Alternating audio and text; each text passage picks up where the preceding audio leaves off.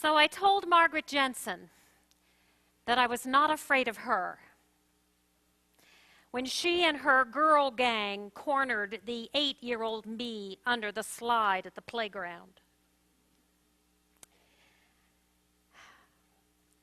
I was afraid of her, that is, but either I hid it well or she had bigger fish to fry that day, because I escaped a beating with that bluff.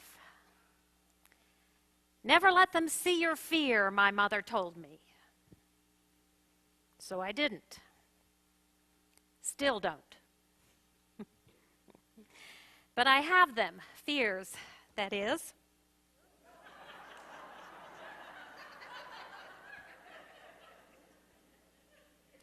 Thanks, Jim. I think I tried this one this morning.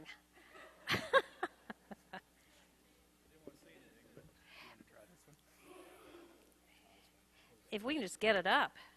There, yeah, all right, good. Yeah, I think this was the one I experimented with about 6:30 this morning. Oh, I can sing now.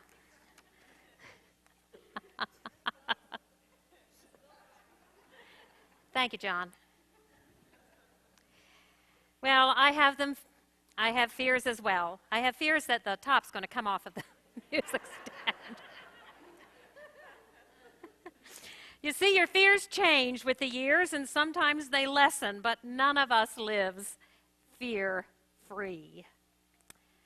Monsters under the bed become monsters in the bed, whether it's the hospital bed or the hospice bed, or the bed that your mother told you that when she said, "You made it, now you go lie in it." You know that bed. Fears of falling metastasize over time into fears of failing. And for every grizzled veteran who is afraid to leave this world, there are 2 rookie lovers who are afraid to bring a child into it. At a recent social event at the Isle of School of Theology, several of us were talking about our fears. And one of the trustees recalled a time when he was on the track at Daytona, watching the speedometer rise to unheard of levels. One of the students recalled being with a hiking team on a mountain with increasingly treacherous levels of footing. John's concern was speed. Anne's was heights. One or the other of which causes butterflies to fly in most every stomach here. That and snakes. Several years ago, my clergy support group was gathered at Bethany United Methodist Church in Summerville, South Carolina, near Charleston. I was riding along in the cart as several of my friends played golf, just to enjoy the coastal scenery. At the 4th hole, Charlie from Cleveland took the first hit, and about that time, an 8-foot snake slithered out onto the tee. Well, Charlie, who was not from the South, reached down, picked up the tail of that snake, gave it a whirl, and hurled it into the brush. Bob, who was our host, who had been raised in the South, looked at me, looked at Charlie, and said, "I wouldn't have done that."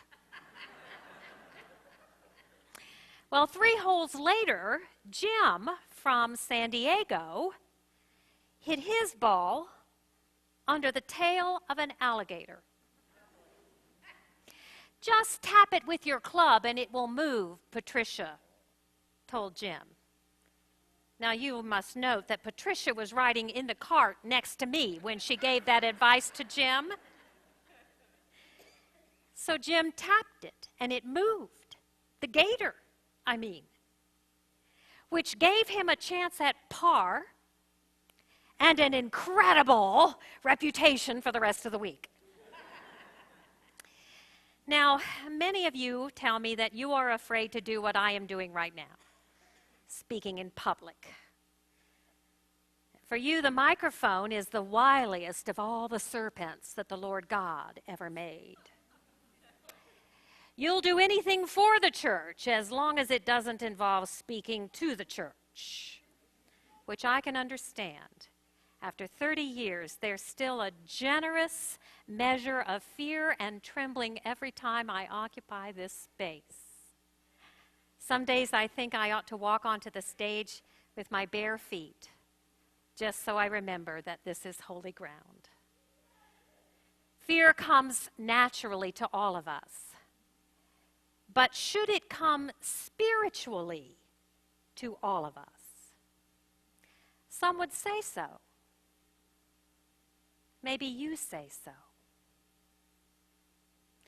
The question arose at a recent study group of some of my candidates for the ministry. And I posed the question, to what degree can folk be frightened into faith?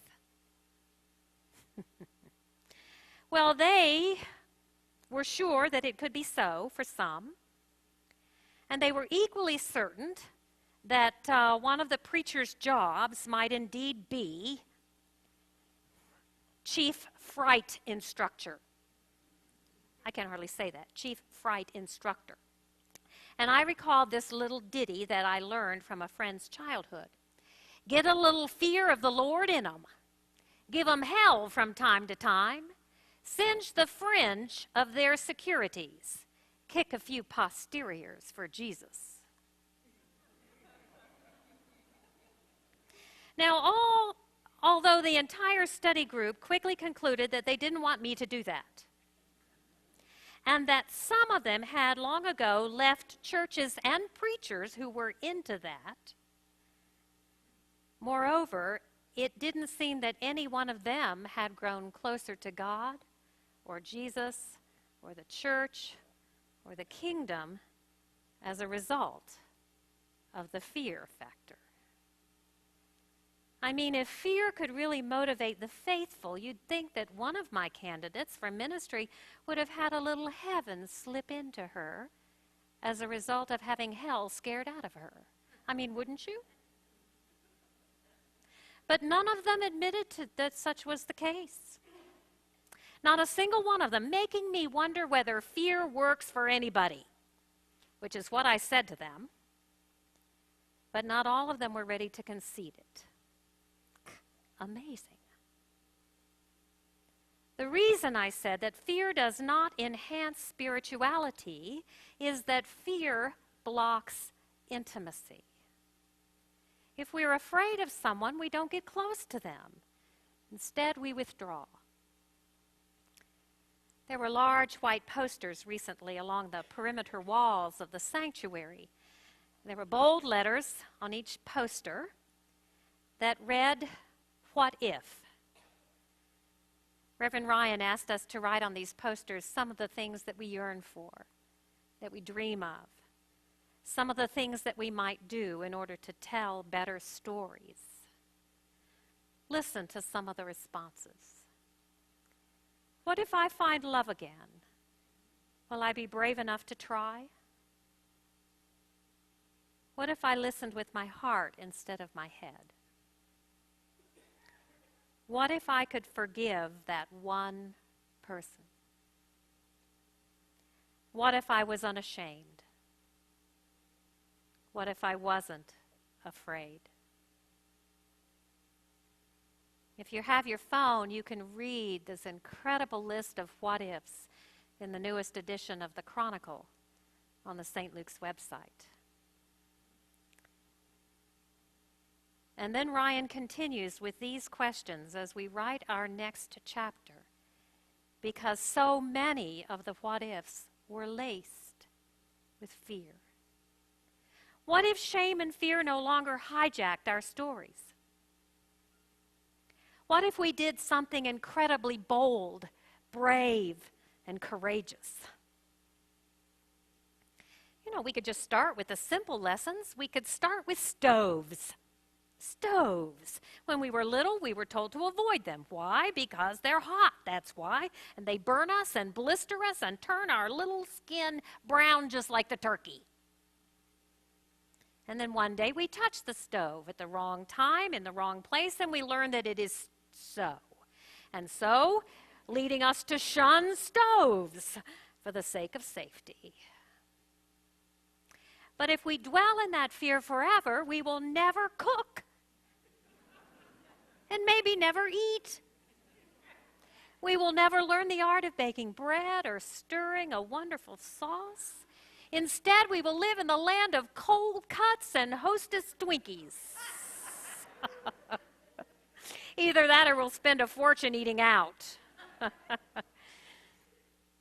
Obviously, we have to learn that the stove is our friend. But how do we do that? By converting our fear into respect. That's how. We let the lesson teach us. Don't touch it here. Don't touch it now. And don't touch it without the protection of a potholder. But do touch, because no one has ever cooked a wonderful meal on the stove by keeping an arm's length from the stove. Fear, no. Respect, yes. It's the difference between being a gourmet and a Twinkie junkie. Which brought us, in my study group conversation, to the subject of fathers. I really don't know how we got to be talking about fathers, but we did. Which led one in our group to describe hers as being somewhat frightening. Not because of his physicality, but because of his unpredictability. He drank. Not always, but always too much. Which meant that as a child, she never knew how he was going to be or what he was going to do or what he was going to say. And so she kept her distance from her father out of fear, to protect herself. And then one day he died, before they ever had a chance to become close. Which led one of the other candidates to talk about her father, who was stiff, she said, and stern, she said, not to be ignored, disobeyed, or otherwise messed with.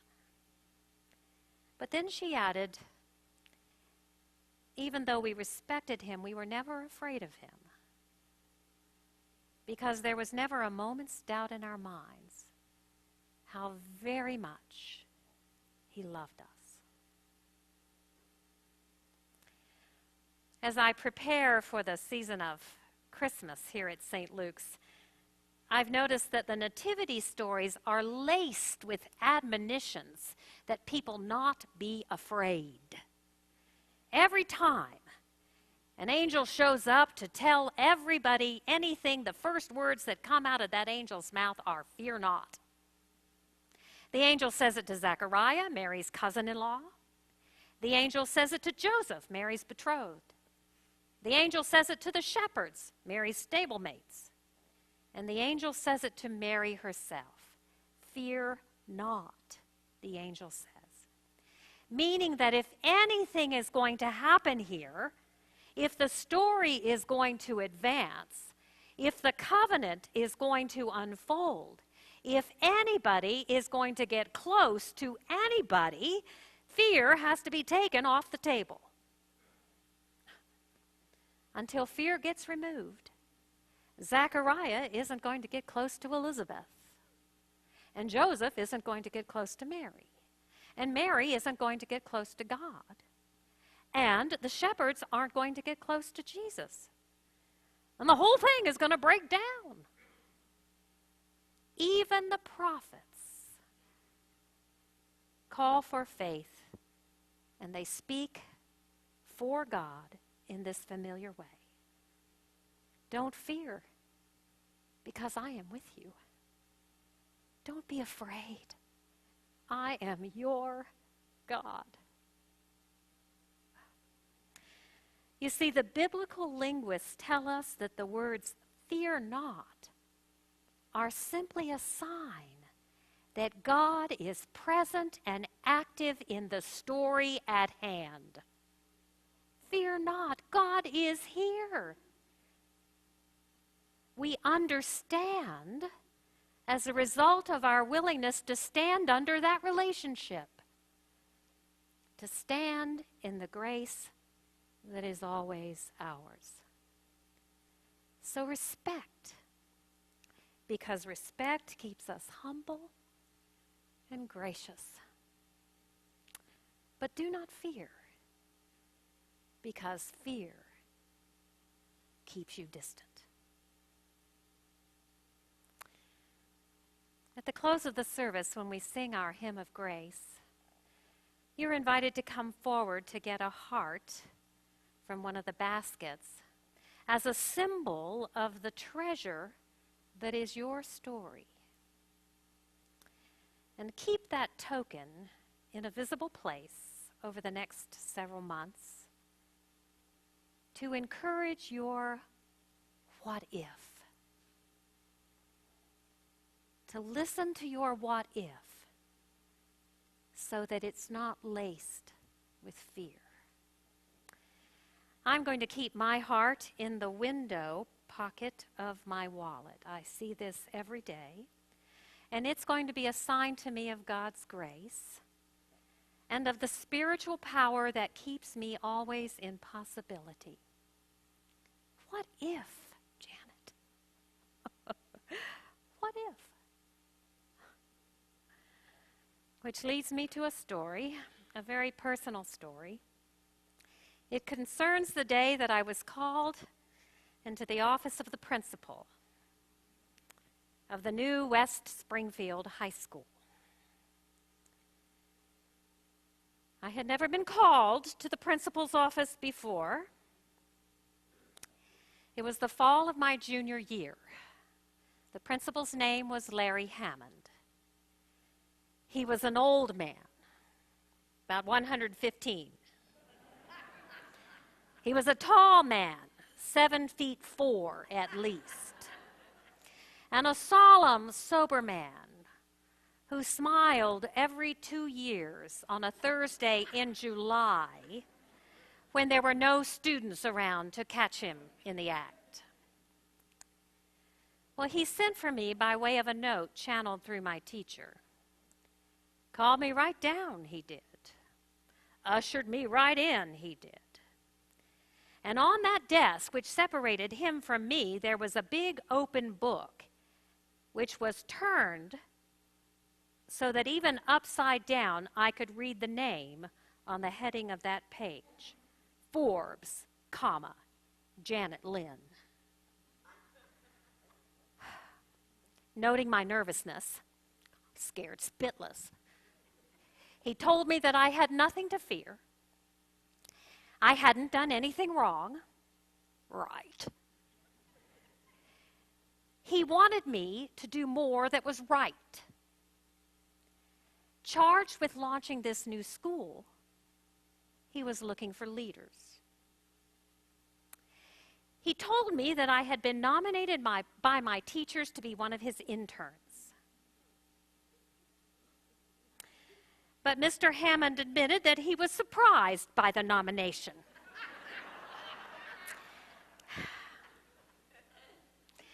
Because I seemed to be so shy, so painfully shy. And I was. So he asked me directly if I would be willing to move beyond whatever barriers caused me to hang back. Would I risk speaking up? Would I help him create a culture of innovation, service, and care? Well, warming to his task, he continued with another incentive. 8 months from now, Miss Forbes, you will probably be applying to some schools. And you are going to want my help, which I would love to be able to offer. I would love to simply glow about your leadership. There is no reason, Miss Forbes, why you can't give me all that I need and more. So get out of here now and do the work that needs to be done, so in 8 months I can do mine. Yes, sir, I said. And with my heart pounding in my throat for the next 2 years, I said yes to leadership in student government and service organizations. I even lettered in basketball.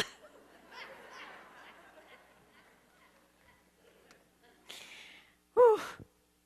I will never forget that man. But I never until now thanked him.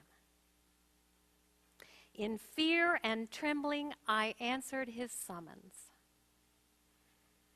But I left his office holding my future in my hands. What are our stories, if not those awesome moments when the high and holy principle of the universe does the same for us? Oh, and not by calling us to his office, but by coming to our homeroom and placing the future in our hands. Fear not, little flock, for it is your Father's great pleasure to give you the kingdom. Will you join me in prayer?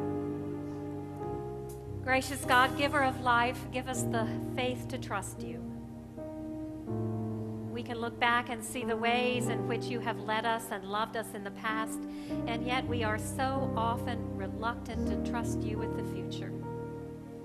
We often see our world as threatening and frightening, rather than seeing a world full of possibilities and wonder.